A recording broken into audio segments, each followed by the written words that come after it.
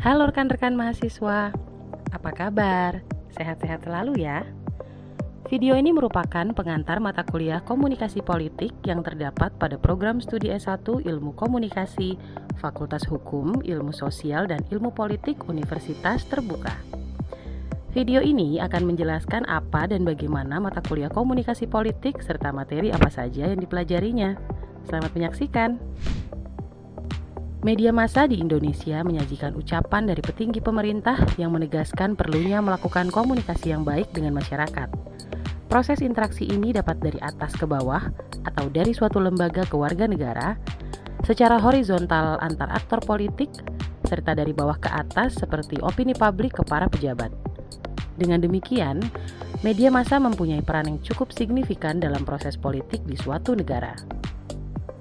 Komunikasi dan politik memiliki kaitan yang erat.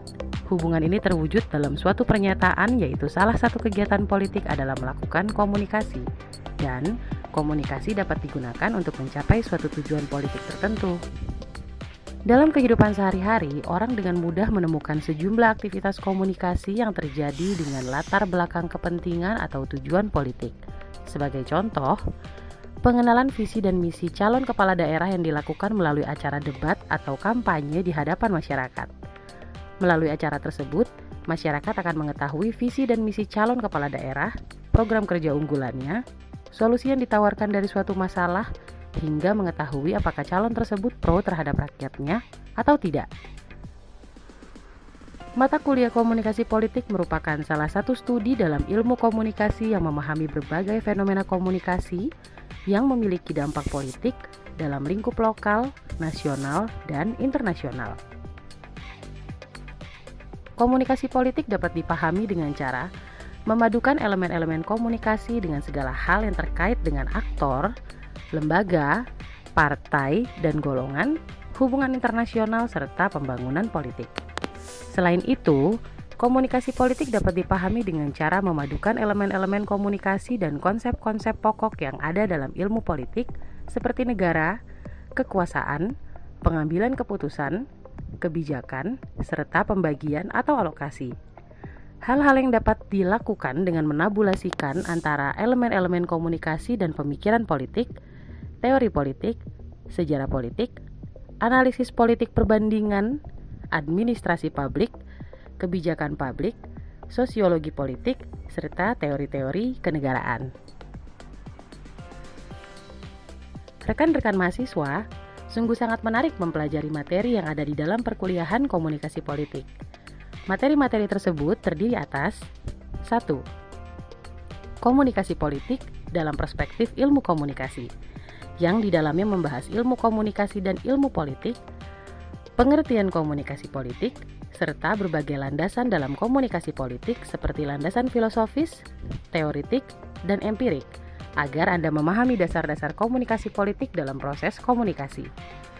Tujuan, arah, dan ragam serta bentuk komunikasi politik di tingkat lokal, nasional, dan internasional agar Anda mampu menghasilkan ketajaman analisis terhadap fenomena komunikasi politik.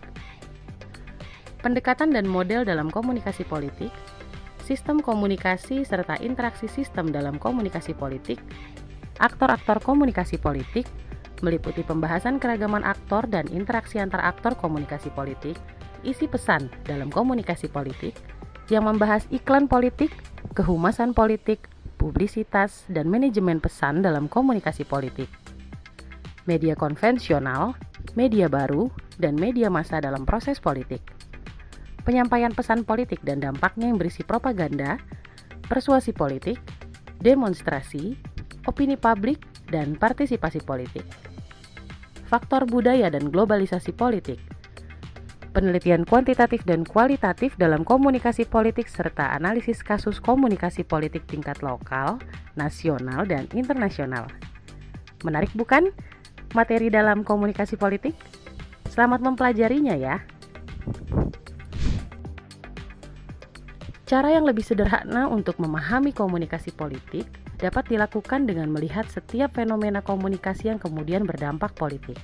Artinya, bila suatu fenomena komunikasi yang biasanya dicirikan dengan terjadinya transaksi informasi, penyusunan, pengiriman, dan penerimaan pesan kemudian terlihat memiliki dampak politik, hal inilah yang kemudian menjadi satu pemahaman tentang komunikasi politik.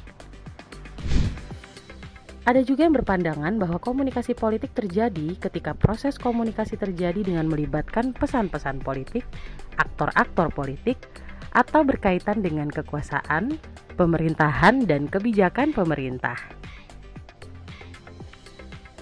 Itulah tadi video tentang pengantar mata kuliah komunikasi politik. Semoga mengikuti mata kuliah ini, rekan-rekan memiliki pemahaman, wawasan, dan kemampuan menganalisis berbagai fenomena komunikasi yang memiliki dampak politik dalam lingkup lokal, nasional, dan internasional. Terima kasih telah menyaksikan video ini. Sampai jumpa di video selanjutnya. Semangat belajar!